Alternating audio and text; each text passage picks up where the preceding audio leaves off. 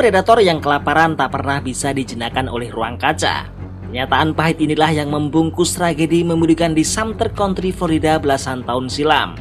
Berawal dari hobi memelihara reptil raksasa tanpa pengamanan layak, sepasang kekasih harus menyaksikan malam tenang mereka berubah menjadi mimpi buruk yang tak pernah bisa mereka lupakan seumur hidup. Semua berawal saat sepasang kekasih Jaren Hare dan Charles Darnell tinggal bersama di sebuah rumah di Oxford, Florida. Di rumah itu mereka memelihara seekor ular sanca bodoh sepanjang 2,5 meter yang diberi nama Gypsy. Sayangnya cara mereka merawat ular berbobot 5,4 kg ini jauh dari kata layak.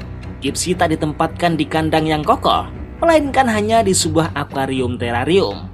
Celakanya lagi penutupnya cuma selembar kain rajut yang ditahan dengan tali pengikat.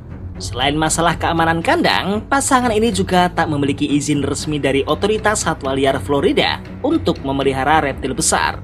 Parahnya lagi, berdasarkan pemeriksaan forensik di kemudian hari, ular tersebut diketahui jarang diberi makan secara teratur hingga berada dalam kondisi yang sangat kelaparan. Kombinasi antara pengaman kandang yang rapuh dan insting lapar yang memuncak akhirnya membawa petaka. Pada malam hari tanggal 30 Juni hingga dini hari 1 Juli 2009, Gypsy berhasil menjebol penutup kain akuariumnya dan merayap keluar.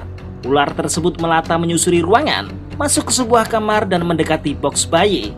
Di sanalah putri Jaren yang berusia 2 tahun, Shawnee Hare, sedang tertidur lelap tanpa tahu bahaya besar sedang mengintainya.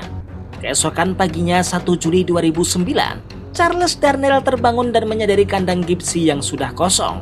Ia pun bergegas memeriksa seluruh sudut rumah untuk mencari keberadaan ular tersebut. Namun saat melangkah masuk ke kamar Shawnee, Darnell mendapati pemandangan yang amat mengerikan. Ular sanca itu sedang melilit tubuh balita tersebut dan mencoba menelannya. Karena panik, Darnell langsung mengambil pisau dan menusuk ular itu berkali-kali hingga lilitannya terlepas. Ia segera menelpon layanan darurat 911 untuk meminta bantuan. Sayangnya semua sudah terlambat. Ketika para medis tiba di lokasi, Shawnee Hare dinyatakan meninggal dunia akibat kehabisan napas serta trauma akibat lilitan dan gigitan ular. Kasus ini pun langsung diselidiki oleh kepolisian setempat.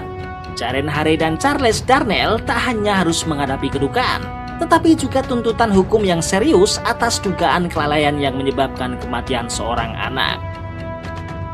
Ketika persidangan bergulir di pengadilan Sumter Country pada pertengahan tahun 2011, ruang sidang pun menjadi saksi bagaimana satu persatu fakta kelalaian pasangan ini dikuliti di hadapan juri.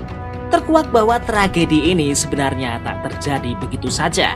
Pihak keluarga rupanya sempat melayangkan peringatan keras bahwa ular sanca tersebut sudah terlalu besar dan sangat berbahaya jika dibiarkan berada di dekat anak-anak. Sayangnya peringatan itu tak pernah diindahkan. Kondisi Gypsy yang sebenarnya pun dibongkar oleh pemeriksa dokter hewan forensik. Ular itu pun ternyata mengalami kekurangan berat badan yang sangat ekstrim untuk ukuran seusianya. Rasa lapar yang menyiksa itulah yang akhirnya memicu insting agresivitas untuk memburu mangsa apa saja yang berada di dekatnya malam itu. Di ruang sidang, perdebatan sengit pun tak terhindarkan. Meski pengacara terdakwa mati-matian berargumen bahwa insiden ini merupakan kecelakaan murni yang tak bisa diprediksi, jaksa penuntut umum langsung mematahkan pembelaan tersebut. Bagi jaksa, mengurung seekor ular predator dalam kondisi kelaparan dengan pengamanan seadanya bukanlah sebuah kecelakaan, melainkan bentuk pembiaran yang disengaja.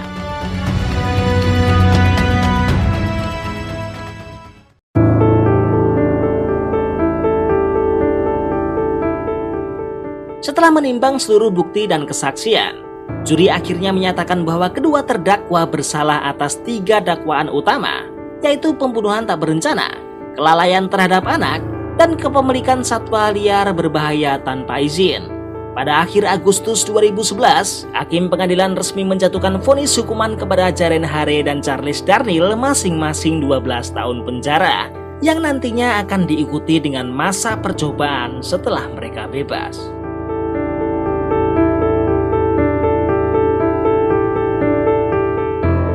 Tragedi ini pun menjadi salah satu pendorong utama bagi negara bagian Florida untuk memperketat aturan main kepemilikan reptil eksotis.